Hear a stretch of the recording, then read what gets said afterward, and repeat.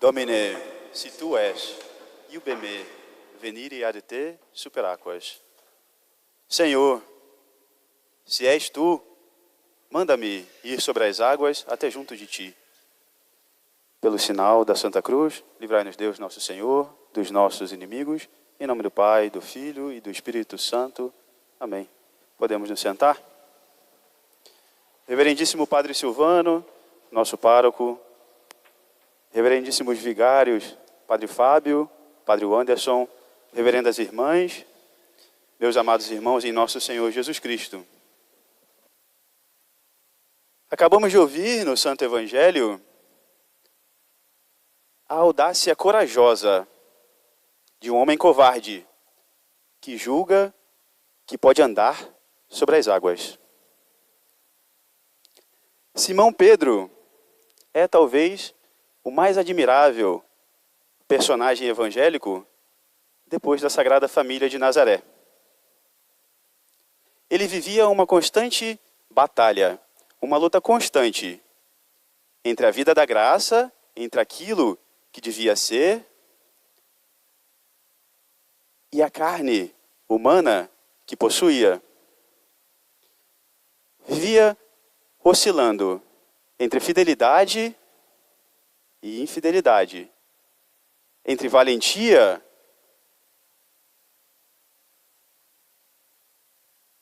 e covardia. Esse era Simão Pedro, escolhido para príncipe dos apóstolos. Quando, em Cesareia de Filipe, nosso Senhor, depois de já realizados muitos sinais, muitos milagres, depois de ter pregado o reino de Deus, depois de ter dito, mostrado, provado que ele tinha vindo do céu, perguntou para os apóstolos o que diziam os homens dele. Nosso Senhor ficou surpreso e também, de certa forma, decepcionado, quando soube que julgavam que ele era só um profeta, um dentre outros, tantos de Israel. Era um profeta. Nosso Senhor voltou-se para os seus apóstolos, procurando pelo menos neles, nos seus discípulos, nos seus mais próximos, uma palavra de fidelidade. No entanto, também eles, a respeito da divindade de Cristo, calaram. Nada disseram. Tinham medo de se comprometer, a não ser por um deles, Simão. É Simão quem vai fazer a grande confissão evangélica da divindade de Cristo. Que dizeis vós que eu sou? Pergunta nosso Senhor. E São Pedro responde para ele: Tu és o Cristo, o Filho do Deus vivo, o Rei de Israel. Confissão que fez que merecesse receber as chaves do reino dos céus. Jesus confiou a ele os portões do céu, como que lhe dando uma garantia de que ele ia para lá, apesar de sua pequenez. E aí, nosso Senhor vai chamar a Pedro, a Simão, de pedra. Simão, a partir de agora, serás chamado pedra. É isso que quer dizer Pedro. A partir de agora, será chamado pedra. Nenhum nome mais inconveniente para Simão que pedra. Ele era inconstante. Ele era covarde. Não era firme. Não demonstrava fortaleza. Lembro-me, de certa forma, de quando na infância, um colega de turma, que nunca tomava parte nos divertimentos com a gente, nos jogos, não praticava nenhum esporte, ele era bem magrinho, ele era bem fraquinho. A gente poderia até dizer que um bom vento podia derrubar ele. Mas a gente chamava ele, claro que com certo tom de humor, de Hércules. Era o seu apelido. Não é difícil de imaginar que nosso Senhor, referindo-se a Simão, esse do Evangelho, esse que o Evangelho mostra para nós como inconstante, como covarde, como frágil, como pedra, faz parte do senso de humor divino que quer manifestar seu poder na fraqueza humana.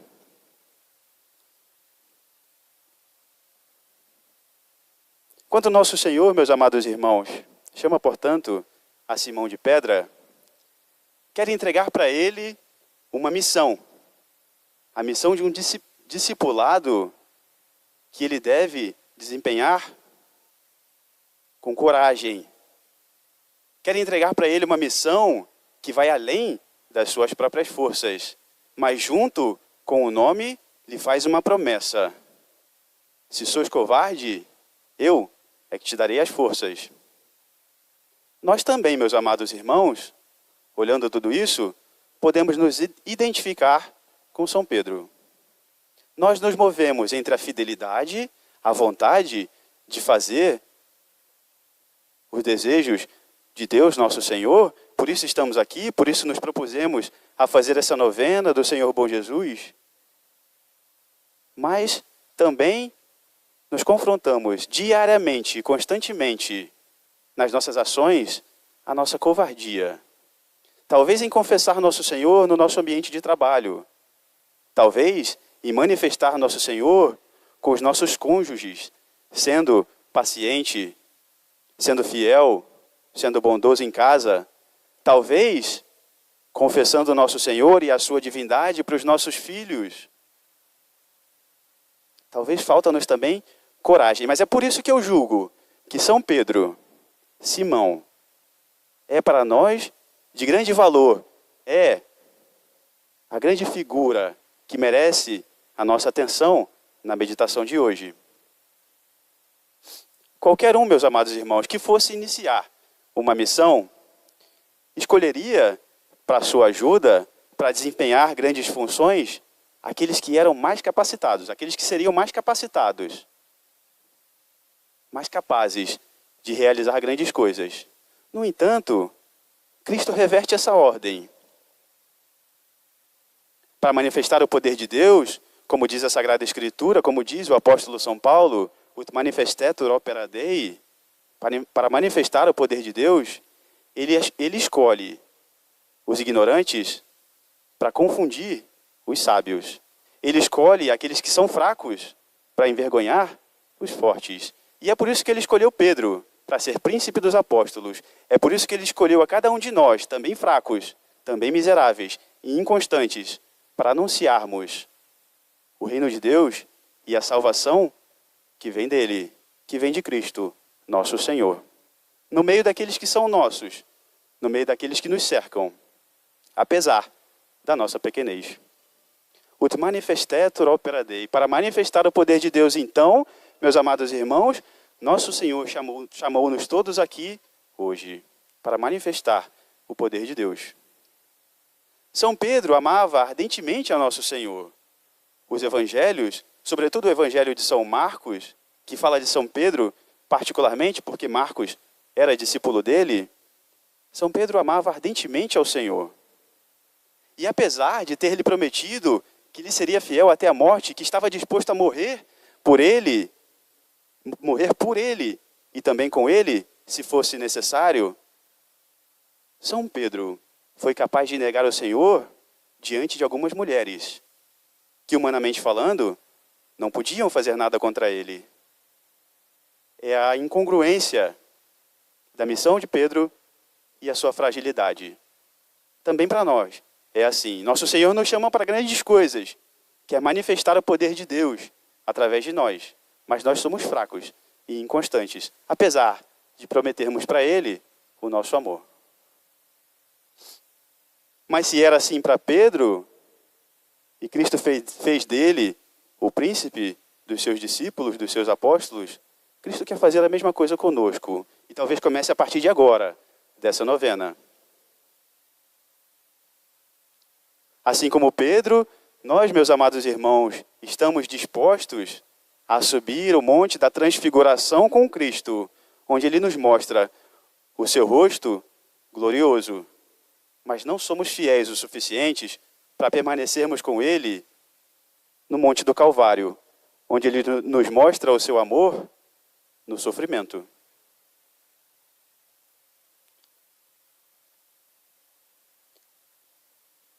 O episódio do Evangelho que nós acabamos de escutar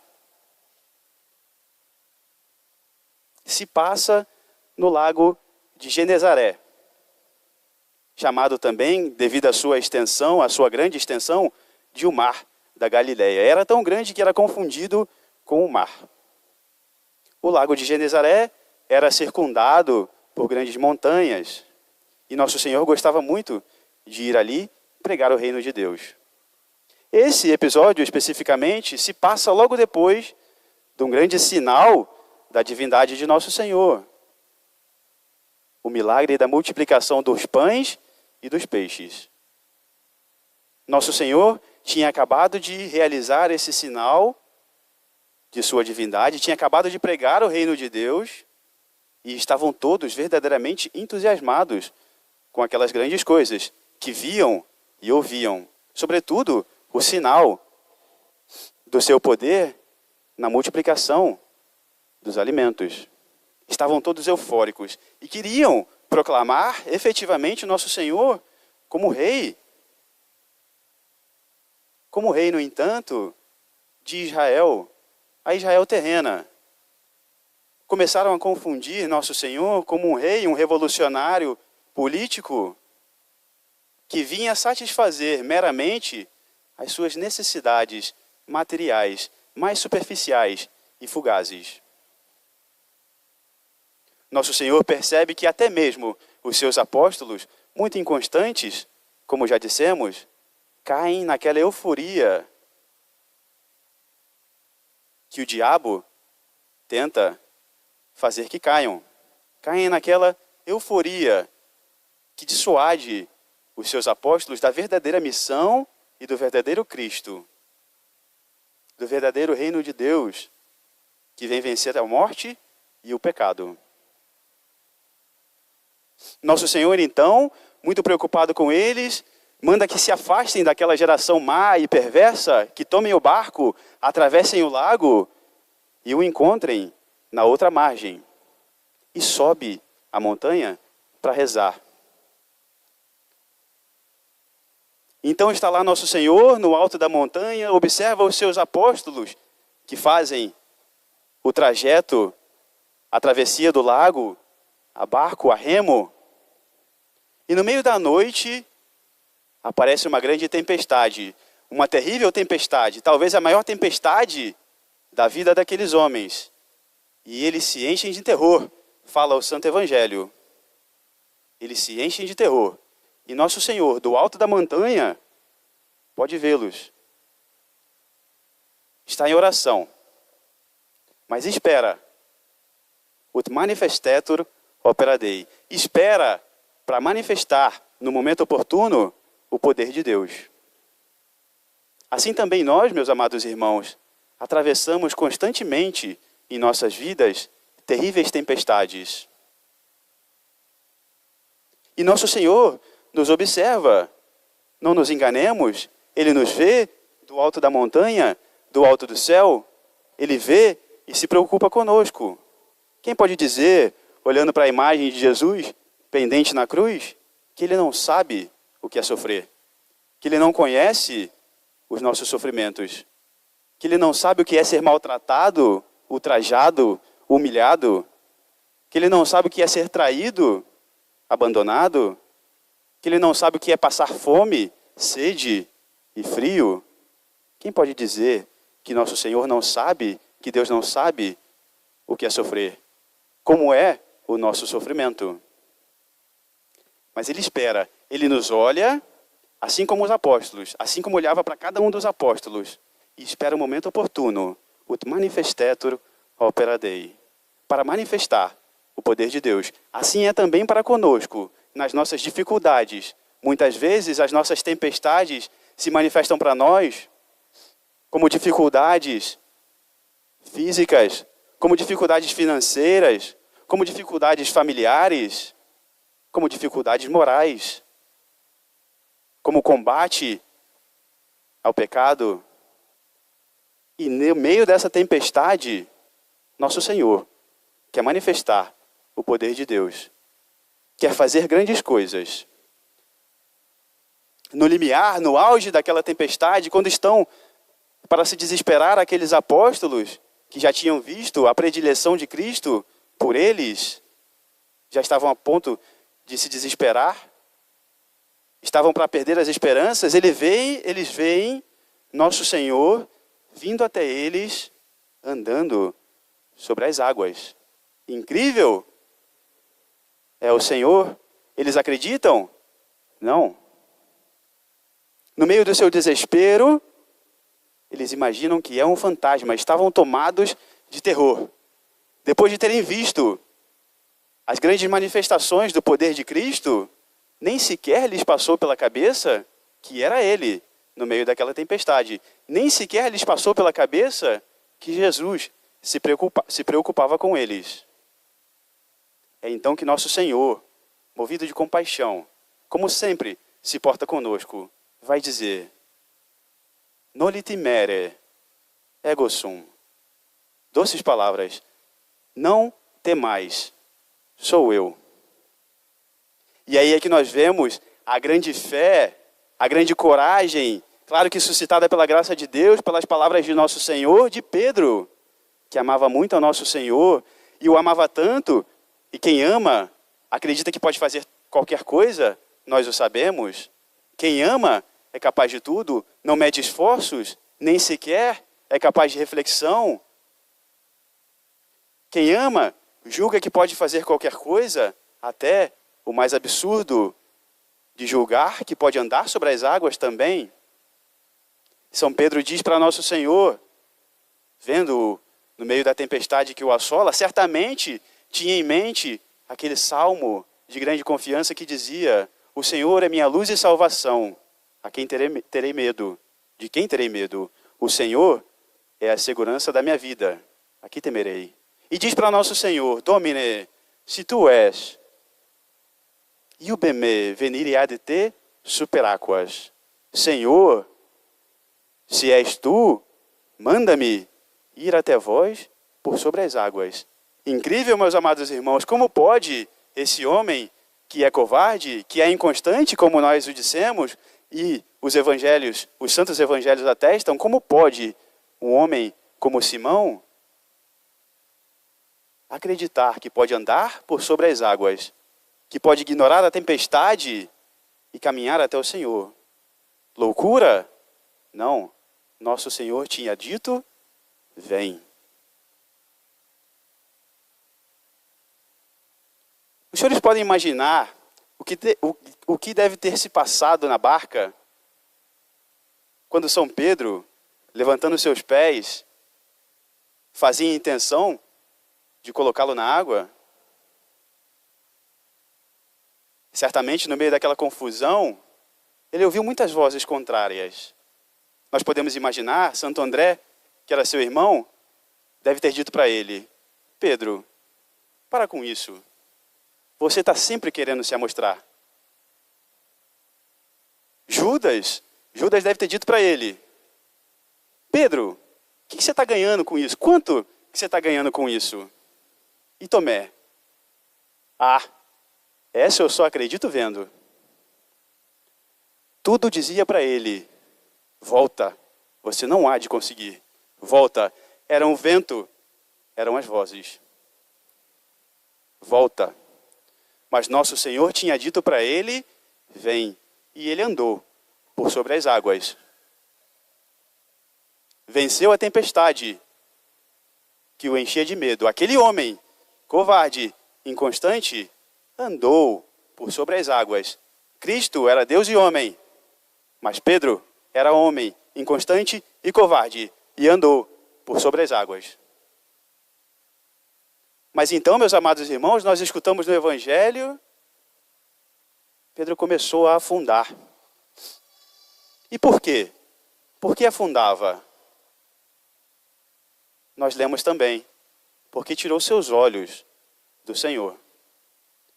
O vento impetuoso parecia que se fazia mais forte, e ele, tirando os olhos do Senhor, começou a notar as coisas em volta.